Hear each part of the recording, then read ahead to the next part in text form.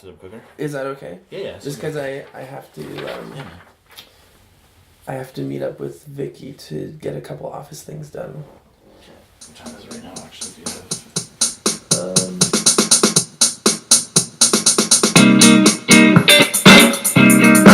Alright. Thanks for coming to my studio, Byron. I'm really excited to chat with you. Thanks for having me, buddy. No worries. So, you ready to get started at the interview? Definitely. Okay, awesome. It's a very nice setup you have. Thank you, I appreciate it. So, can you give me a brief statement about who you are and what you create? My name is Byron Martin, and I'm the artistic director of Grindstone Theatre. Mm-hmm. And I also work as an actor, an improviser, singer, dancer, magician. Yeah. Awesome. So I spend all my time in the arts. Right. So you're very well versed in performance arts and kind of a broad range of interests within it. Yeah, definitely. Awesome. And lately, running my company has been taking on a lot more arts administration and producing. Mm-hmm. Yeah. And you've been doing this for how long? I've started Grindstone Theatre 5 years ago. Okay. And I finished theatre school 2010, so like 7 years ago. Wow. So quite almost a decade, really, if you think about the school as well. Yeah. Basically, I mean, I graduated high school 10 years ago and went right into the theater. Crazy. How far into the future do you think someone needs to plan in order to be successful? In order to be successful, I don't know. It's hard to measure. It depends how you measure success. Mm-hmm. And I think as you get older, you start planning ahead more. Right. So I find every year, especially running my company, and just trying to get our stuff, our ducks in a row. Yeah. I have to start planning at least a year and a half in advance now, like planning my 2017-2018 season already. Yeah. While still producing the 16-17 season. Yeah. Okay, so I just thought of this, and maybe this is a bad example, but it's like Michael Keaton. You ever see that Multiplicity from the 90s? You like wish that you had... I know Michael Keaton. But you like, you wish you had like more versions of you. To sort of be doing everything all at once. 100%. Yes. Yeah, because like you're wearing the hat of the actor, the producer, the administrator, and director. Yeah. So. Yeah. So that planning is kind of like, how do you like switch hats if you're doing it so far out, and then also living in the moment too, right? Because you have to do that with the shows as well. Yeah. I think it's just about learning to delegate and learning how to not take everything on, and take the time to train people to set clear expectations, which is very difficult. Not something I'm the greatest at. So you're those things. You're willing to go out there and make something and then work on it over time rather than just having it perfect the first time. Yeah, and then never get it out there. It's not going to be perfect. It's never really going to be perfect. Yeah. So. Yeah, absolutely. Awesome. Yeah. Where does teamwork fit into your vision? Yeah. It's all teamwork. I mean, each project is teamwork. Mm-hmm. So much of the process of running Grindstone so much of it has been the 11 o'clock number, the improvised musical. Mm-hmm. If people don't know about that show, it's an improvised musical that we do every Friday night for the last 5 years, about 10 months out of the year. Mm-hmm. And so much of it has been not just artistic directing, but just dealing with people and humans. Yeah. And working together. And improv itself is a very team sport. Yeah. And reflects beyond the scene work. Mm-hmm. How we're treating each other inside rehearsal, outside rehearsal, inside of scenes, Yeah. and so on. So it's also a very interesting thing to direct because it's not scripted, and so it's a highly personal process. Mm-hmm. And to try to be encouraging and yet be constructive in criticism and growth, it's a very difficult balance, and it requires that everyone's supportive and creating a safe environment Yeah. to work in. There's like layers of teams effectively, and Yeah. and you know, I was thinking about it. Even within those teams, there's levels of relationships too, right? Like, Yeah. and you know, and when it comes to the arts, there's emotional commitments you have to make too. You didn't even touch upon that, but like, you know, sometimes you have personal relationships and then professional relationships, and then they bleed into each other. Oh yeah. And then like, there's even just like you could have someone who's on your board of directors, but then also is involved in the show to some capacity, and then is a friend. Yeah. Like, you know what I mean? Like, you have all these different settings. Yeah, the lines are definitely blurred. I mean, I work all the time, so my friends really are the people that I work with. Yeah. And that's difficult when you're the director and have to sometimes put on the boss hat and go, you need this has to change or whatever, or just working with your friends is It's challenging. has its own challenges for sure. How much time do you spend reflecting on your ideas? I mean, one thing I'm trying to get better at is scheduling my time so that there is after a show is done, there's actually at least a couple days where I'm not already moving to the next project, so that I can actually wrap up that project and check in with the people involved and sort of debrief on it. Yeah. That's something that's really hard to do, especially when you overload your schedule. Like when you're just constantly moving forward too, right? It's just always the next thing. Yeah. So, I mean, having a board of directors helps that a little bit. Like, you're forced to talk every now and then about how I thought this has been going or whatever. Yeah. I definitely check in with my cast about our season and how it's been going and what could improve and how we could change the show and yeah, I mean, so I think those processes are pretty consistent. And so yeah, I mean, I always have trouble not wanting to jump to the next thing. Like, I'm always thinking about the next project. Yeah. And I get excited about that, even though it's the timeline's so far away. Yeah.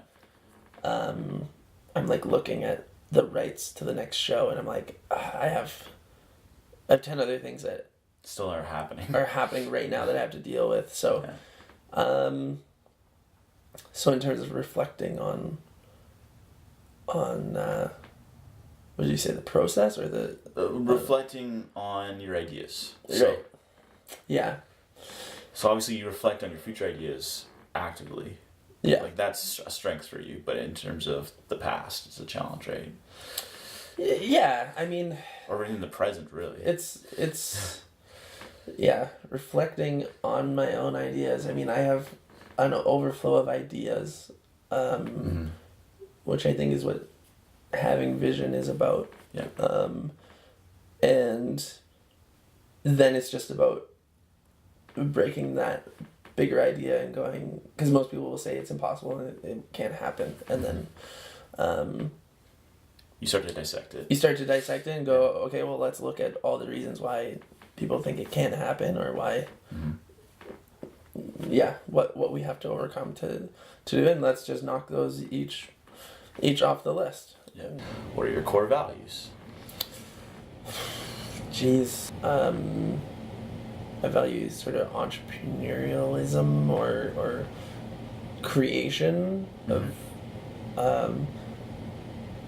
having an idea and taking it to fruition. I definitely value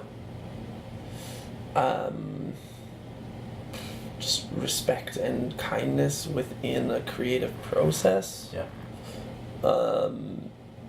And that idea of teamwork and support. But I also value good work, like that's high quality and the best that it can be. Yeah. And those things sometimes conflict. Yes. So I was gonna say, it sounds like it's kind of an internal struggle a little bit there, right? Where you're saying, okay, I want to have high value, but I also want to have production. I want to have things moving forward, and yeah, and people not to get rolled over in the process as much as possible. Yeah, because you have to fit the people into the process too, right? And that was something that you were kind of alluding to earlier when you were talking about teamwork and all the layers of relationships you manage. It's like, how do you factor those things into that mix in your value set, right? Yeah, I think it's just a sort of a bit of just like a recipe of a little bit more of this and a little less of that, and trying not to just overthrow the whole process. Yeah. Because one thing's not working. Yeah. Just make a minor adjustment to. Yeah.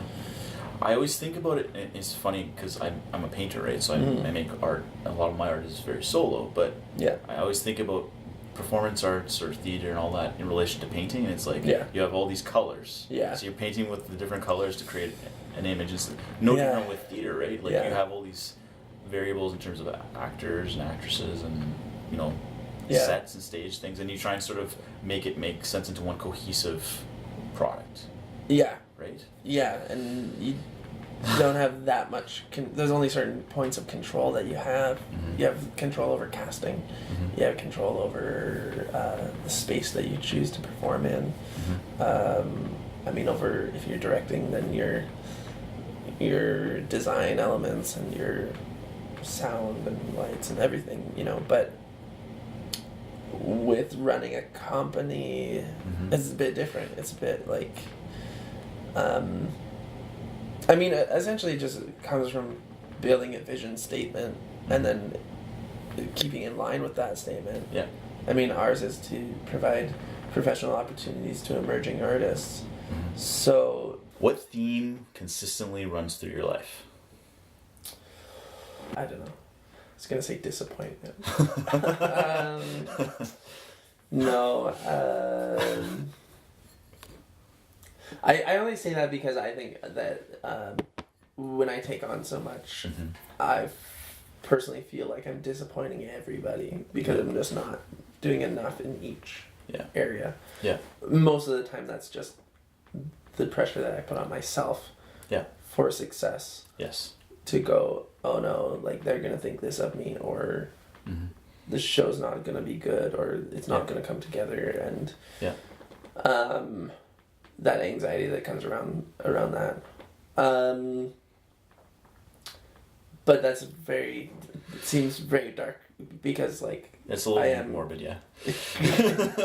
Very grateful and like very happy with where things are. So I'm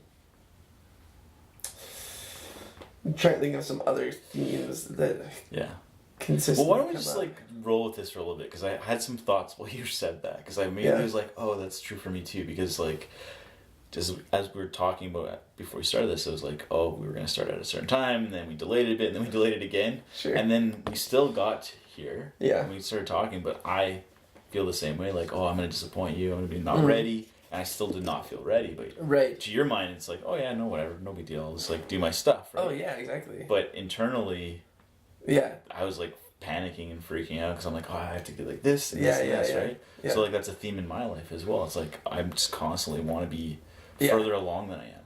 Yeah. I think that's a sign of a leader, right? Like leaders are constantly trying to think of other people than themselves, but they're really good at moving broader things forward, right? Like it's not just their own personal gratification. Yeah. Right? Yeah. Yeah, I mean, I think it's a very human thing to do, but it's also the work is then sort of never finished because you're always unsatisfied. You're hungry constantly, like you Yeah. want more, Yeah. but not to the point of like you feel like you deserve more. You just want to see more accomplished. Yeah. Yeah. And always feel like, yeah, what's the next thing, or what's the, because the vision is like way up here, and I know that I'm down here, and so I'm happy. Like I've come very far in like with my company in the last 5 years. Yeah. But there's just so much further to go. Have there been any leaders that have left a legacy for you specifically? Yeah, I think the quickest ones that come to mind. I mean, I think that my dad has. My parents have always been very encouraging to start my own business or just start just do things. Like my dad encouraged me to start my own dance studio when I was like 16, and started teaching, and that's very much what he did growing up. He'd always tell me about the DJ company that he was running it when he was like 13, sort of thing. Anyway, so I think my high school drama teacher, Tara Broden, was a big motivator for me. It's like the first musical I did and got me doing improv. It's huge influence on my life. My teachers at McEwen were a big influence. Tim and Ken and Cindy and Dave and like those were really formative years. My singing teacher Janice Flower, like so many people, like that whole staff there was like pretty amazing, and I felt very invested in. And since then, people like John Lachlan Stewart, I think I remember working with him and going, I've never met anyone working as hard as he was, and I was like, I'm gonna work that hard. Where can you expect to see yourself in the next few years?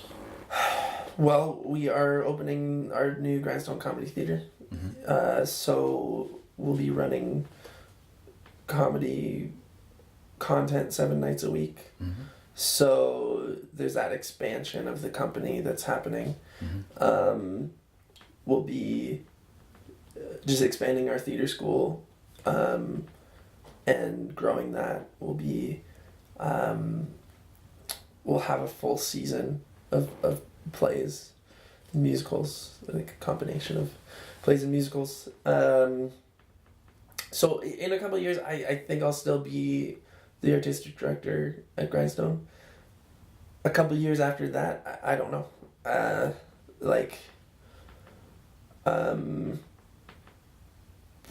have no idea. I don't know if I'll just do. I'd like to maybe go back to school for directing one day, or I don't know. I could disappear and just like travel doing magic. I don't know. Yeah. Because we talked about your sort of like how you had this sort of vision for Grindstone. Yeah. And how you've sort of been slowly getting to where you wanted to with it, right?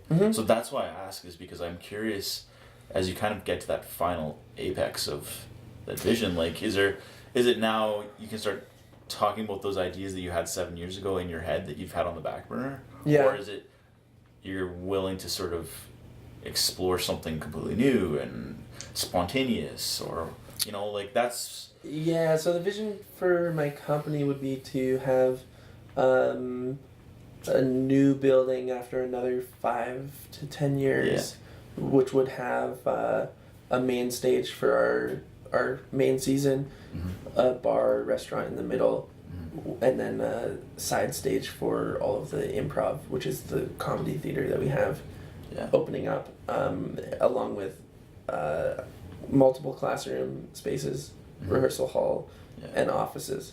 So that would be the dream building that we'd be in. hopefully in the Old Strathcona area. I would like to be doing more touring. Like we're doing some touring this year, a tour of Alberta with Theatre Alberta. So I would see our staff being more of like a 5 to 10 person staff in 5 to 10 years. And those people would run all the stuff that you currently are sort of maintaining, right? Yeah, and Free then you I up. would just sit and smoke cigars. Sounds like a great idea. No, I don't know. Yeah. I mean, I'd like to be doing more directing, and less administration. Yeah, so you'd be more focused on specific things that you're passionate about. Yeah. Yeah. Awesome. Yes. Okay, so I always try and do the last question based on the individual and try and frame it around you specifically, I think what encapsulates Byron. So my question for you is, what is your dream for the arts? And what do you think the future will look like if it comes true? Well, I mean, my dream for the Arts Edmonton, I mean, is creating space, I think, right now. I mean, and that is coming true. So, what that looks like is a ton of more art being produced, and I think it looks like reaching an audience that